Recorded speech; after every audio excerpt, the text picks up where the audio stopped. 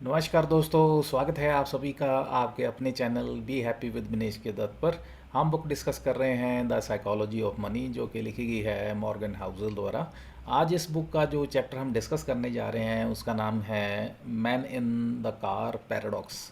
Man in the car paradox, इस chapter का मतलब क्या है, क्रक्स क्या है, ब्रीफ क्या है, या चैप्टर में ऑथर हमें समझाना क्या चाहते हैं, मैसेज क्या कन्वे करना चाहते हैं, वो ये है कि हम इंसान जो हैं हमेशा वेल्थ को, पैसे को, धन को इकट्ठा करने की जो दौड़ है उसमें लगे रहते हैं हमेशा।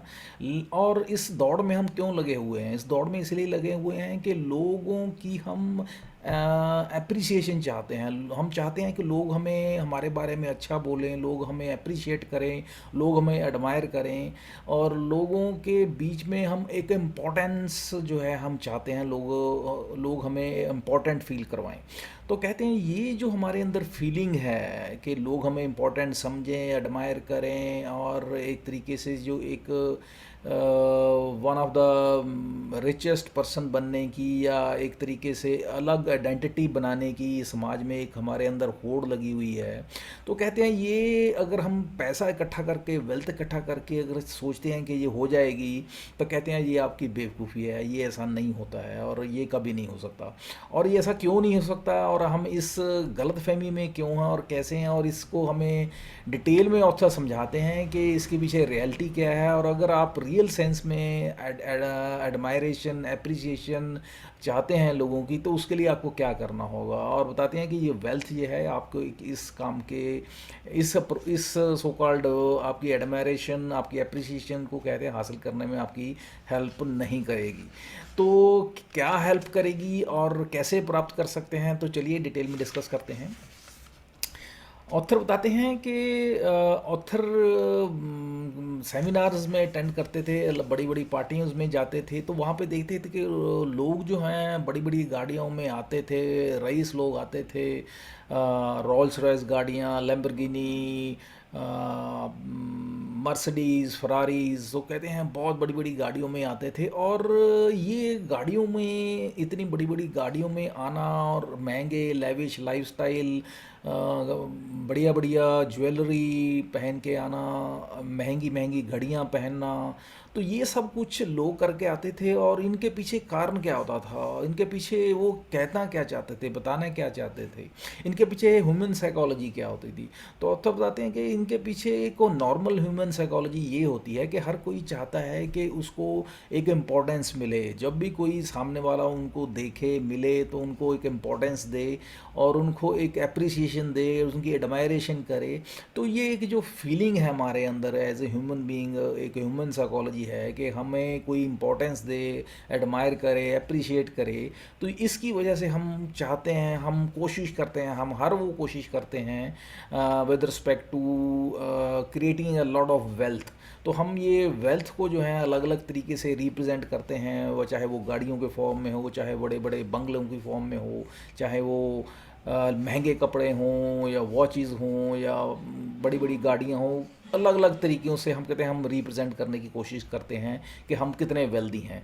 और ये वेल्थ को हम एक तरीके से अपनी एक इम्पोर्टेंस सोसाइटी में एक अपने आप को इम्पोर्टेंट पर्सनैलिटी बनाने की कोशिश करते हैं, या दिखाने की कोशिश करते हैं।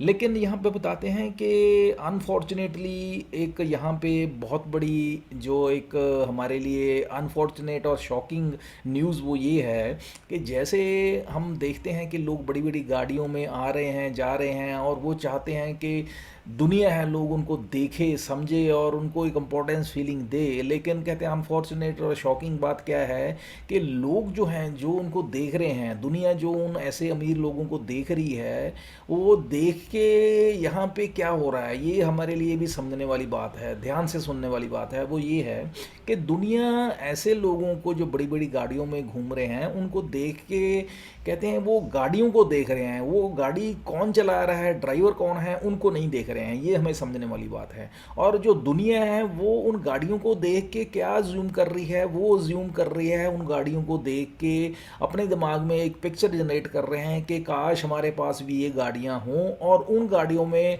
हम घूम रहे हों और उनको दुनिया आगे देख रही हो और उनको अप्रिशिएट कर रही हो। यानी कि वो कहीं ना कहीं वो जो रियलिटी में गाड़ी में कहते हैं कोई इंसान जा रहा है, उसको कभी नहीं वो रिकॉग्नाइज करने की कोशिश करते, उसको कहते हैं जीरो इंटेंशन देते हैं, वो उसकी कोई इंपॉर्टेंस नहीं होती उनके दिमाग में।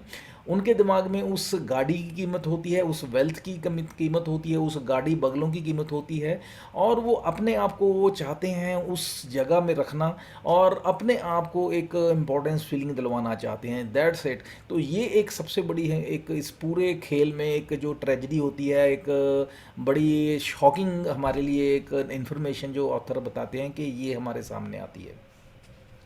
तो कहते हैं ये अब ये जो पैराडॉक्स है, ये एक कंफ्यूजिंग स्टेट जो है, जो कि आम लोग समझते नहीं हैं, कि उनको लगता है कि मैं अगर मेरे पास बड़े बंगले होंगे, गाड़ियाँ होंगी और महंगे कपड़े पहनूंगा तो लोग मुझे रिकॉग्नाइज करेंगे, इंपॉर्टेंस देंगे, एडमायर करेंगे, अप्रिशिएट करेंगे। कहते हैं गलती है, ये गलत गलत सोच रहे हैं, ऐसा नहीं होता है। लोग ये सब कुछ देख के वो अपने आप को ज्यूम करते हैं कि मेरे पास ये सब कुछ होगा और मेरे को दुनिया जो है एडमायर करेगी, इंस्टेड ऑफ कि वो आपके बारे में कुछ सोच रहे होंगे। तो ये कहते हैं आप गलत सोच रहे हैं कि आपके बारे में वो कुछ सोच रहे हैं या आपको एडमायर कर रहे हैं।